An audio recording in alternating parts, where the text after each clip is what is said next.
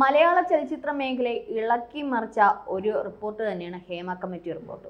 Hema committee report പുറത്തു വന്നതോടുകൂടി മലയാള ചലച്ചിത്ര മേഖലയിലെ നിരവധി പ്രമുഖരാണ്, പകൽമാന്യന്മാരാണ് വെളിച്ചത്ത് വന്നതും ഇത്തരത്തില് ഇവർക്കെതിരെ പല സിനിമാ നടിമാരും മാത്രം, ജൂനിയർ ആർട്ടിസ്റ്റ് മാത്രമല്ല സീനിയേഴ്സ് ഉൾപ്പെടെ ഉള്ള ഒരു പരാതിയുമായി മുന്നോട്ട് വന്നതും ഒക്കെ വലിയൊരു വിവാദവും ചർച്ചയും ഒക്കെ ആയിരുന്ന ഒരു സംഭവം തന്നെയായിരുന്നു ഹേമ കമ്മിറ്റി റിപ്പോർട്ട്. സർക്കാർ നിയോഗിച്ച ഈ ഹേമ കമ്മിറ്റി റിപ്പോർട്ടിന്റെ പുറത്ത് വന്ന ഈ ഭാഗങ്ങൾ പലതും ഞെട്ടിക്കുന്നതായിരുന്നു, മലയാളം സിനിമ ഇൻഡസ്ട്രിയിൽ ഞെട്ടിക്കുന്നതായിരുന്നു. എന്നാൽ ഈ കമ്മിറ്റി റിപ്പോർട്ട് കൊടുത്ത പലരും അല്ലെങ്കിൽ പല വ്യക്തികളെ പറ്റി പരാമർശിക്കുകയും ഈ പറഞ്ഞതുപോലെ അവർക്കെതിരെ ഉള്ള കാര്യങ്ങൾ പറയുകയും ഈ റിപ്പോർട്ടിനകത്ത് ചെയ്തവരാരും പിന്നീട് പുറത്തേക്ക് പറയുവാനോ അല്ലെങ്കിൽ അതുമായി മുമ്പോട്ട് പോകാനോ താല്പര്യമില്ലായിരുന്നു. അന്ന് തന്നെ അതുമായി ബന്ധപ്പെട്ട ചർച്ചകളൊക്കെ നടത്തിയിരുന്നു. പക്ഷേ അതിന് അപ്പുറം ഈ ഹേമ കമ്മിറ്റി റിപ്പോർട്ടിൽ ഉൾപ്പെടുന്നതും ഉൾപ്പെടാത്തതുമായ നിരവധി കേസുകളാണ് പിന്നീട് ഓരോ നടന്മാർക്കെതിരെയും വന്നത്. അത് ലൈംഗിക ചൂഷണം മുതൽ ജൂനിയർ ആർട്ടിസ്റ്റിന് നേരെയുള്ള പീഡനം മുതൽ അവർക്ക് സിനിമാ മേഖലയിൽ നേരിടുന്ന നിരവധി വിഷയങ്ങളായിരുന്നു പിന്നീട് നമ്മളുടെ വാർത്തകളിലൊക്കെ നിറഞ്ഞു നിൽക്കുകയും മാധ്യമങ്ങളിലും സോഷ്യൽ മീഡിയയിലൊക്കെ ചർച്ചാ വിഷയമായത്. മലയാള സിനിമാ മേഖലയിൽ പണ്ട് മുതലേ ഉള്ള ഒരു സ്വഭാവം എന്ന് പറയുന്നത് ഇത്തരത്തിലുള്ള ലൈംഗിക ചൂഷണങ്ങൾ, ലൈംഗിക അതിക്രമങ്ങളും ഇത്തരത്തിലുള്ള ജൂനിയർ ആർട്ടിസ്റ്റുകളെയും സീനിയർ നടിമാരെയും പ്രമുഖ നടിമാർക്കൊക്കെ നേരിടേണ്ടി വന്നിട്ടുള്ള നിരവധി പ്രശ്നങ്ങളായിരുന്നു അന്ന് മുതൽ മലയാള സിനിമയിൽ ഉണ്ടായിരുന്നത്.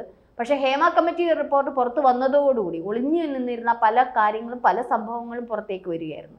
ഇപ്പോൾ നിലവിൽ വരുന്ന ഒരു വാർത്ത എന്ന് പറയുന്നത് ഈ ഹേമ കമ്മിറ്റി റിപ്പോർട്ടിന് കൊടുത്തിരിക്കുന്ന പല കേസുകളും മുന്നോട്ട് കൊണ്ടുപോകാൻ ഈ സ്ത്രീകൾക്ക്, അതായത് ഈ നടിമാർക്ക് താല്പര്യമില്ല. നടിമാർ മാത്രമല്ല, അതിൽ വർക്ക് ചെയ്യുന്ന പല ആർട്ടിസ്റ്റുകൾക്കും ആർട്ടിസ്റ്റേതരമായിട്ടുള്ള പല വർക്കുകൾ ചെയ്യുന്നവർക്കും താല്പര്യമില്ല എന്നുള്ള തരത്തിലാണ് ഇപ്പോൾ വരുന്ന വാർത്ത. 35 കേസുകളാണ് ഇപ്പോൾ പോലീസ് അവസാനിപ്പിക്കുന്നത്. അങ്ങനെ 21 ഇപ്പോൾ അവസാനിപ്പിച്ച് ബാക്കിയുള്ളത് കൂടി അടുത്ത ഈ മാസം അവസാനത്തേക്ക് അവസാനിപ്പിക്കും എന്നുള്ളതാണ്.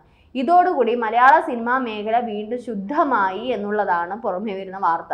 അതായത് വലിയ രീതിയിൽ പ്രകമ്പനമൊക്കെ കൊടുത്ത് ഈ മാധ്യമങ്ങൾ അത്രയും വലിയ ചൂടേറിയ വാർത്തകളൊക്കെ നൽകി പല നടന്മാർക്കും എതിരെ പല സ്ത്രീകളും രംഗത്തെത്തുകയും പലരുടെയും മുഖംമൂടി വലിച്ചു കീറുകയൊക്കെ ചെയ്ത് ദാ പിടിച്ചോ ഇപ്പം എല്ലാം ശരിയാക്കൂ എന്ന് പറഞ്ഞതെല്ലാം ദാ കെട്ടടങ്ങി തീ അണഞ്ഞ് ഐസ് കട്ട പോലെ ആയിരിക്കുകയാണ്. അതൊന്നും പുറം ലോകം കാണാതെ ഇനി അന്യപ്പെട്ടു പോകുന്നു എന്നുള്ള തരത്തിൽ. എന്തുകൊണ്ടാണ് ഇത് സംഭവിക്കുന്നത്? സ്ത്രീകൾക്ക് ഇത്രയേ ഉള്ളൂ എന്ന് അവർക്ക് നേരെയുള്ള ചൂഷണങ്ങൾ അവർ തുറന്നു പറയാൻ തയ്യാറായി കമ്മിറ്റി റിപ്പോർട്ട് തയ്യാറാക്കി പിന്നീട് അവർക്ക് ഈ കേസുമായി കൊണ്ടുപോകാൻ പറ്റും. എവിടെയാണ് ഒരു പാളിച്ച വന്നത്?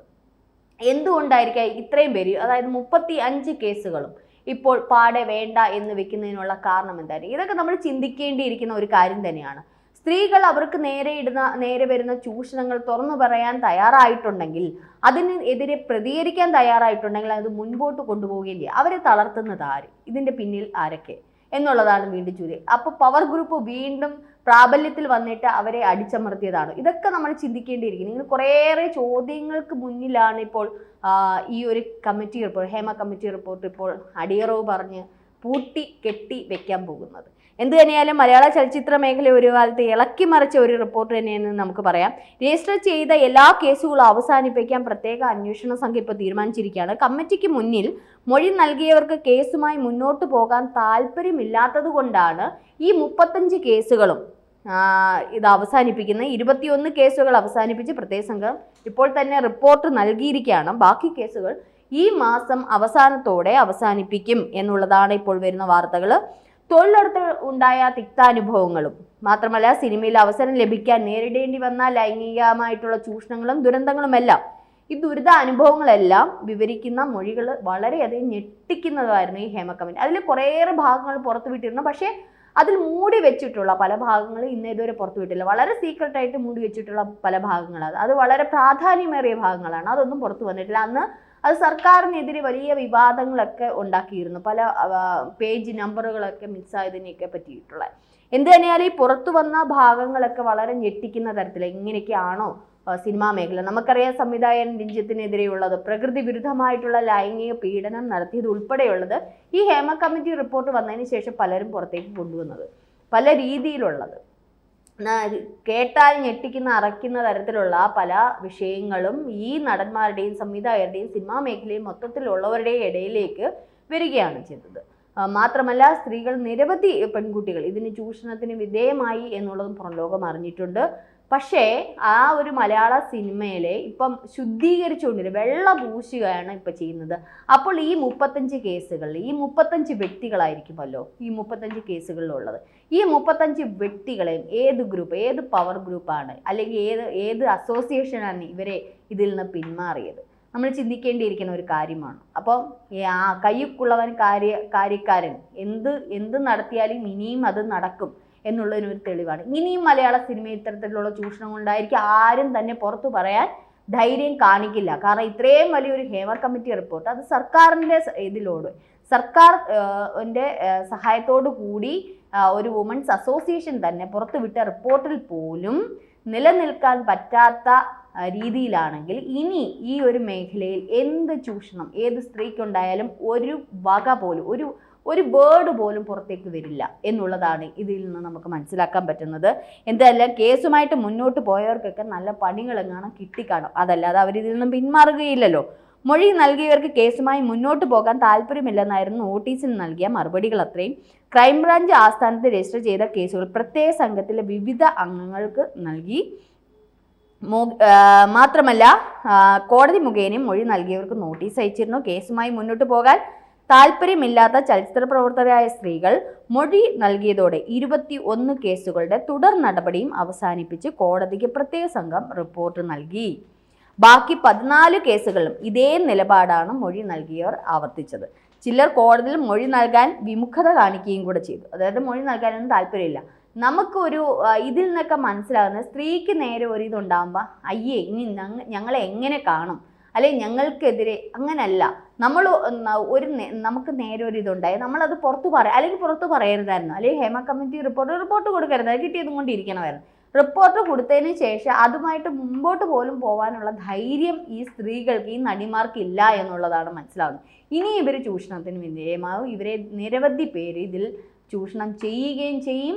ഇതിൽ നിന്ന് അവർക്കൊരു മോചനമില്ല. മാത്രമല്ല ഈ ഒരു റിപ്പോർട്ട് പുറത്തു വന്നതോടുകൂടി ഇനി പൊതുമധ്യത്തിൽ ഉണ്ടാവുന്ന ഇനി ആരെങ്കിലും ഇതുമായിട്ട് മുമ്പോട്ട് വന്നാൽ പോലെ എന്നെ ഇങ്ങനെ ലൈംഗിക ചൂഷണത്തിന് വിധേയമായി എനിക്കിങ്ങനെ പീഡനങ്ങൾ കിട്ടി. നമുക്കറിയാം മിൻസി അലോഷ്യസിൻ്റെയൊക്കെ കേസ് വരുമ്പോൾ ആദ്യം വലിയ രീതിയിൽ ഇതൊക്കെ വന്നു. പക്ഷെ അവർക്ക് സപ്പോർട്ട് ചെയ്തവർ പോലും നാണം കെട്ട രീതിയിലാണ് പിന്മാറിയത്. കാരണം എന്താണ്, മിൻസി ആദ്യം ഷൈൻ ടോം ചാക്കോയ്ക്കെതിരെ വന്നു, പിന്നീട് അത് മാറ്റി പറയുന്നു, പിന്നീട് അതിൽ കേസില്ല എന്ന് പറയുന്നു. അപ്പോൾ ആരാണ്?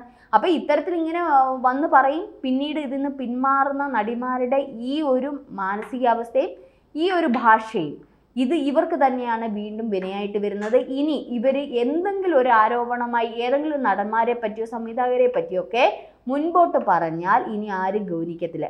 ഈവൻ നമ്മളുടെ സമൂഹം പോലും സോഷ്യൽ മീഡിയ ആവട്ടെ യാതൊരു പ്രതികരണം ഉണ്ടായി കിട്ടിയതും കൊണ്ടിരിക്കുന്നു പറയും. കാരണം ഇത്തരത്തിൽ വലിയൊരു റിപ്പോർട്ട് പോലും വന്ന് ഇവർക്ക് കിട്ടിയ വലിയൊരു ആശ്വാസം മാത്രമല്ല, വലിയൊരു കാര്യം തന്നെയായിരുന്നു, നേട്ടം തന്നെയായിരുന്നു. ആ നേട്ടത്തിലൂടെ അവർ ഈ നടിമാരൊക്കെ ഈ ചൂഷണം ചെയ്യപ്പെട്ടവരും എനിക്ക് വലിയ കുഴപ്പങ്ങളൊന്നും ഇല്ലാത്തവരും ഒത്തൊരുമിച്ച് നിന്ന് ഒരു അസോസിയേഷൻ, വുമൻസ് അസോസിയേഷൻ ഒക്കെ ഉണ്ട്. ഇവരെല്ലാവരും കൂടി ഒത്തുപിടിച്ച് ഒന്ന് ആഞ്ഞ് ശ്രമിച്ചിരുന്നു. ഈ സിനിമാ മേഖലയിൽ ഇനി ഒരു സ്ത്രീക്ക് നേരെ ഒരാൾ പോലും വിരൽ ചൂണ്ടില്ലായിരുന്നു.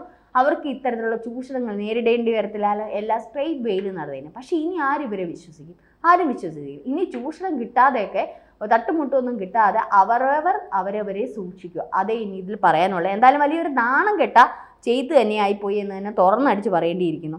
കമ്മിറ്റിക്ക് മൊഴി നൽകാത്ത ചില വനിതാ പ്രവർത്തകരും ലൈംഗിക അതിക്രമ പരാതികൾ ഉന്നയിച്ചിരുന്നു. 40 കേസുകളാണ് ഇത്തരത്തിലൂടെ വന്നിട്ടുള്ളത്. ഇതിൽ 30ഓളം കേസുകൾ കുറ്റപത്രം സമർപ്പിച്ചു. മുകേഷ്, മണിയൻപിള്ള രാജു, രഞ്ജിത്ത്, സിദ്ദിഖ്, ജയസൂര്യ എന്നിവർ അടക്കമുള്ളവരുടെ പേരെയാണ് ഈ കേസുകളൊക്കെ വന്നത്. കൊട്ടി ഘോഷിച്ച് രൂപീകരിച്ച ഹേമ കമ്മിറ്റി റിപ്പോർട്ട് പുറത്തുവിടാൻ സർക്കാരിന് ആദ്യമൊക്കെ മടിയായിരുന്നു. പക്ഷെ പിന്നീട് വിവരാവകാശ കമ്മീഷൻ ഉത്തരവിനെ തുടർന്നായിരുന്നു പിന്നീട് കമ്മിറ്റിയൊക്കെ റിപ്പോർട്ട് പുറത്തുവിട്ടത്.